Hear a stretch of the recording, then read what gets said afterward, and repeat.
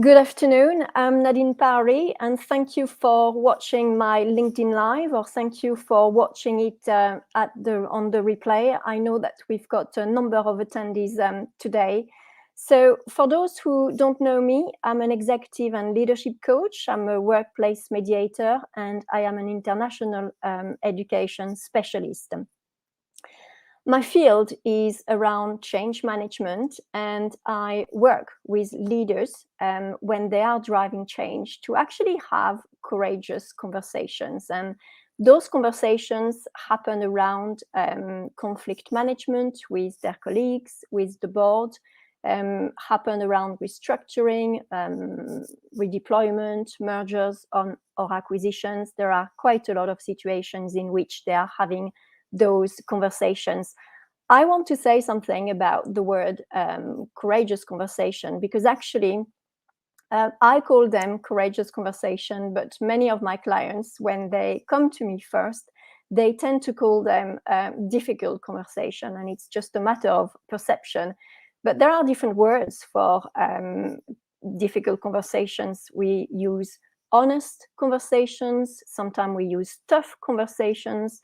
And the most recent one that I came across was sensitive conversation. So this is the kind of work that I do with leaders, and I love watching when they are transforming through the work that we do together, because their vocabulary evolve, their mindset changes, their skills, their experience, all of that is changing. And I can see it as I work with them, but I can also read it when they write to me and when they tell me about that change. And I think that what makes me really happy about the work that I do.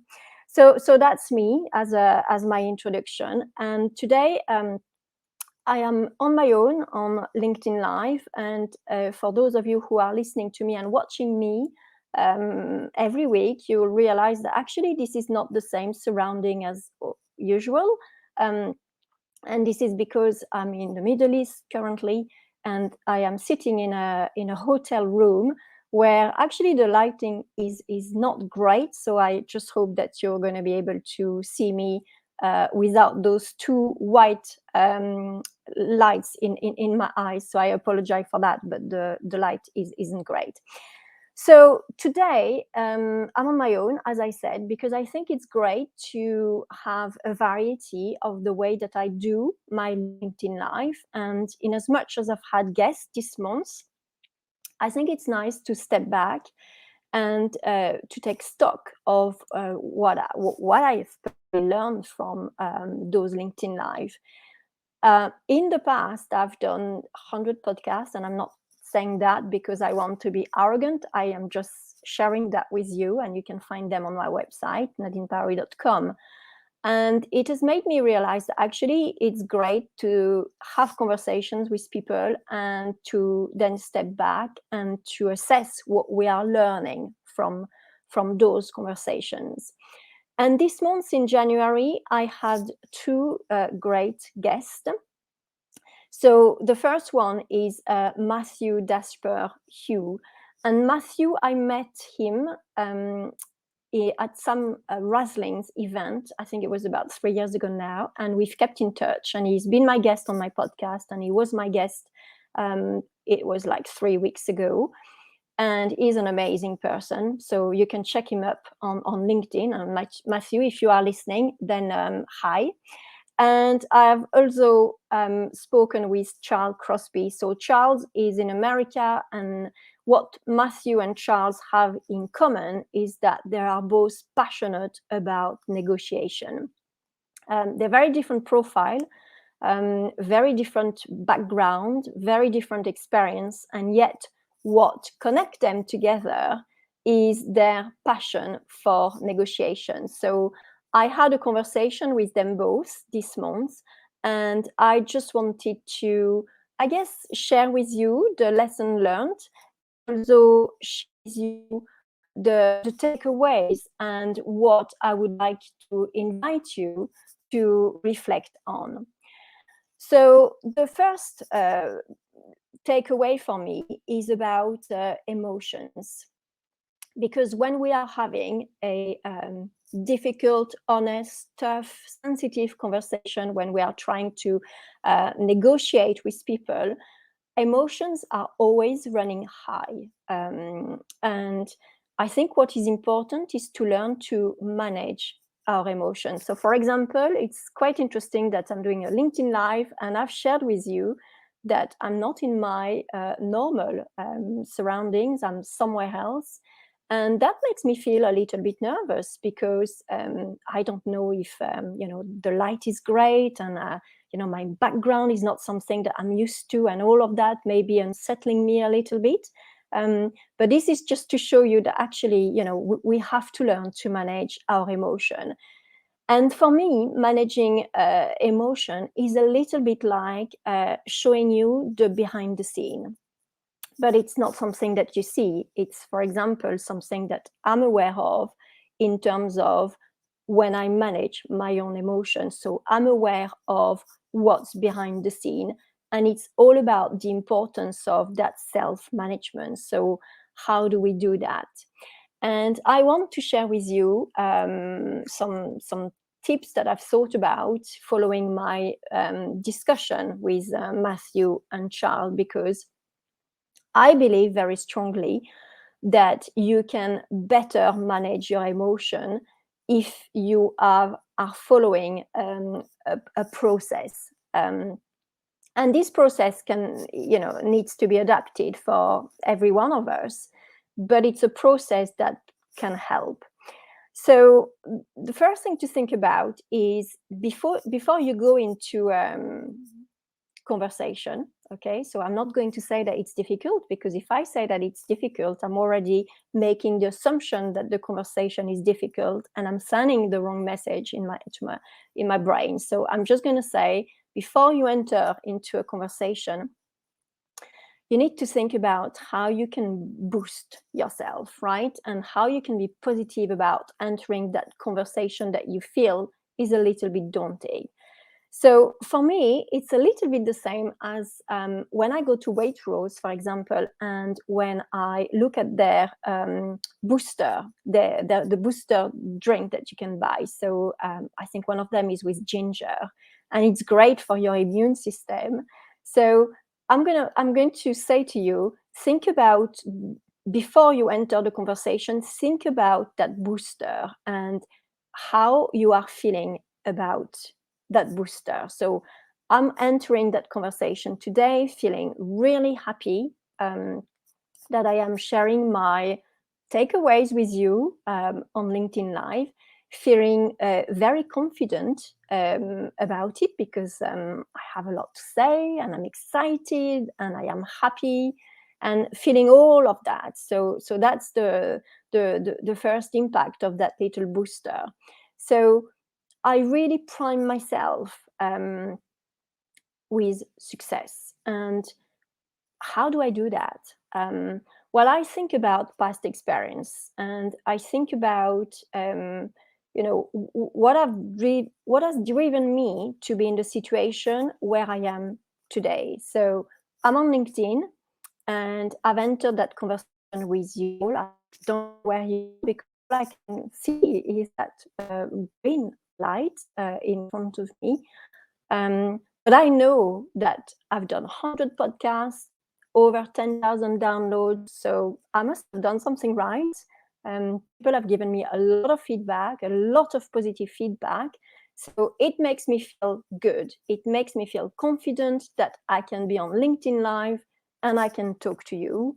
And you'll take some lessons. You'll go away and you'll think, and maybe you will change a little bit of what you're doing, and that will make me very happy, because it's important for me to make a difference in people's life.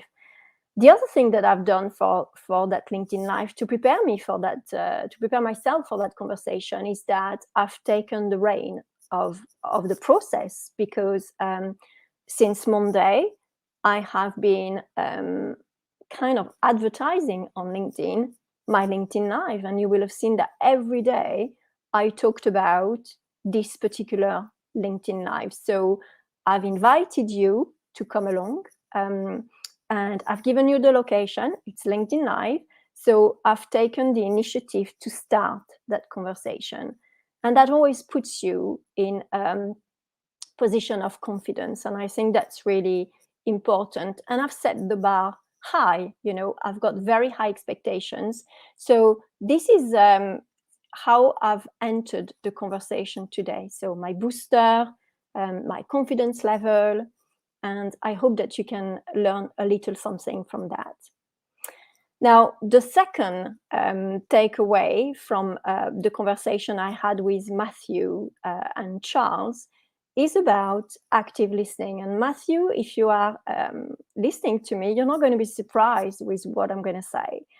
When we spoke with Matthew, I thought that the word active listening for me is a little bit problematic because it seems to imply that listening is not being active. It seems to imply that when we listen, we're not being actively listening. And that for me is something that I've been thinking about. Charles talked about listening in a different way. He talked about participative listening. So you don't have to talk to listen. You are listening to somebody with different what I am trying to say here, I'm trying to think in French actually. When you are listening to somebody, there are ways to listen to a person. So you can smile, as I am doing now. You can nod, you can keep them, you can keep the eye contact, and you think, or you make the person believe that you are listening to them. And actually, it may be the case that you are not listening to them. You're actually not listening. Because if you imagine the listening process, actually on a scale of 1 to 100, we stop at 20%. So we stop listening at 20%. So you can do a lot of eye contact, you can do a lot of nodding, a lot of smiling, but deep down, you're not listening. So we've got to find a way of being active, being participative when you are listening. And that you are the only one person to know how you do that. But I want to say something here. How do you know that you are listening? Okay, how do you know that you are listening? And the question here is, do you listen to hear the words when somebody is speaking to you, or do you listen to understand the meaning? Because that's actually quite different. You might come from a school of thinking where you've been told that to make sure that the person sitting opposite you, who is speaking to you, can clearly see that you are listening to them, because you are just, when they finish talking, you're just repeating what they have said using the words that they have said. But you and I, we know that actually we can repeat words without understanding at all what they are saying. I don't know if you've been in that position, but it's exactly the same as sometimes when you are learning a language. You can actually say some words, but you don't know what you are saying. So what is important here is to understand the meaning of what people are saying. And how do you do that? I don't have the answer. It's very personal. Each of us have strategies to do that. But I just want to make you think about, how do you do it? How do you listen to understand the meaning? Is it one or the other? Do you have to hear the words? I think personally for me, what worked best, and it may be because A, I'm a linguist, B, I'm bilingual. Words are very important for me, and you will know in the post that I am writing on LinkedIn that actually the semantics, the use of words, the use of sentences, all of that is really, really important. So I tend to balance out the words that I am hearing with the meaning. And it's a process, isn't it? So for me, It's a balance of those two, and it works well. The question when you are actively listening is, do you interrupt people? I mean, I remember that when I was a teacher at the very beginning of my career, I would interrupt students.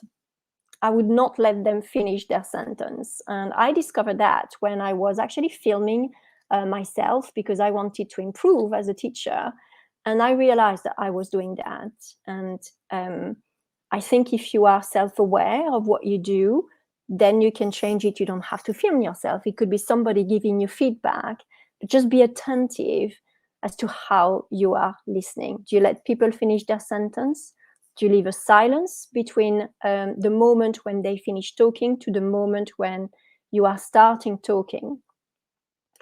And the other thing is, and I don't know if you've noticed, is when you're in a group around the table, how do you manage distractions? So let's say you are, person on the right hand side is talking, and you are listening to their words. You are listening to understand the meaning of what they are saying, and yet you have the person on the left hand side taking their mobile and just reading a text that they've just received, or having a different facial expression. And how do you manage that without making the person who is speaking feel, they're not valued, they're not respected, because suddenly you are putting your eyes into a different direction. So how do you manage distraction around the table so that everybody is feeling valued, is feeling appreciated, and can see that and can hear and that you are listening to them? And what about the number of questions that you're asking in the conversation? Because you are listening to somebody, and then as they are talking, you have lots of questions in your head. And so here we're in the scenario where you're not listening to the words, you're not listening to understand the meaning of what they are saying. You're actually listening to respond. So in your head goes lots and lots of questions, and then they finish talking, and then you bombard them with questions. So you become an interrogator. Now, if you are doing your listening inventory or your listening audit with the very few cues that I've just given you, you will quickly realize that actually listening is mentally, emotionally, physically exhausting. Fact. We're all tired. And when you're a leader, when you're a manager, when you are working and you're spending a lot of times in meetings, no matter what meetings it is, whether it is online or whether it is a face-to-face meeting, it's actually tiring to do that. So how do you manage your time to make sure that you have your daily dose of silence where you can replenish, you can stop thinking, and you can process the information that has been given to you? I mean, if you do that, you're going to be a better listener. So again, it's what works best for you. It's about knowing how you are listening to people. It's about being aware of what you can do to help yourself so that you are a better listener. And after each conversation, I invite you to reflect on how you've listened. And little by little, you'll see a trend of your listening skills, and you will be able to improve on what you think needs to be improved. I look forward to really hearing what you think about that. And then my final point is about perception. And we talked about that last week, because people make judgment based on perception. And that is based on how you look, how you behave, the response that you give. So the question here is, how do you want others to see you?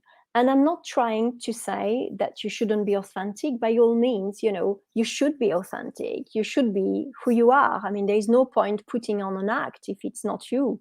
But just be aware that people are going to be making a judgment based on their perception of how you look, how you behave. So, take me, for example, just right now. I'm talking a lot with my hands. I've got, red nail varnish. I'm looking on the right-hand side of my screen because I'm just checking if we've got any questions, and I can't see any questions or any comments at the moment. But what I am doing right now will influence your perception, and then you will make a judgment about me. I've not necessarily thought of that when I was, as I am speaking, because I am who I am, and I don't mind. But you just need to be aware of what you are doing will influence people's perception. So I hope that you can reflect on the habits that you are developing when you are listening to people and when you are talking to people. And I've got Jonathan who is saying paraphrase an interaction of whether you are interested. Now that's an interesting point, Jonathan, because there is actually a difference between paraphrasing and interacting with people. Paraphrasing is when you are repeating what people have said, and there is the school of thoughts that you should be repeating their words, because apparently it's evidence that you've been listening. But I come back to the point of, is it not better to understand? So can it be a balance of, yes, you are using their words, but you're also showing them that you understood what they were talking about? I think for me, this is really important. And maybe it's more important for me because I'm bilingual, so I am kind of navigating between languages.